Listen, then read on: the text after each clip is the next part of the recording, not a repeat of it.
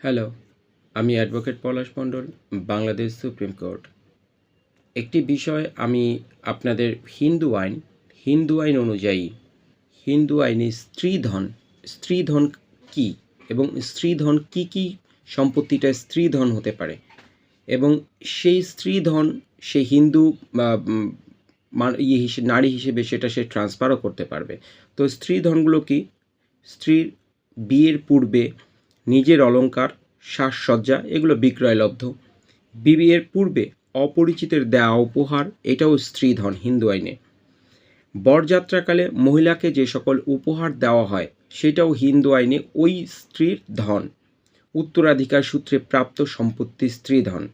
নিজের খরিদা সম্পত্তি স্ত্রীধন। ভাগবণ্টনে প্রাপ্ত সম্পত্তিও স্ত্রীধন।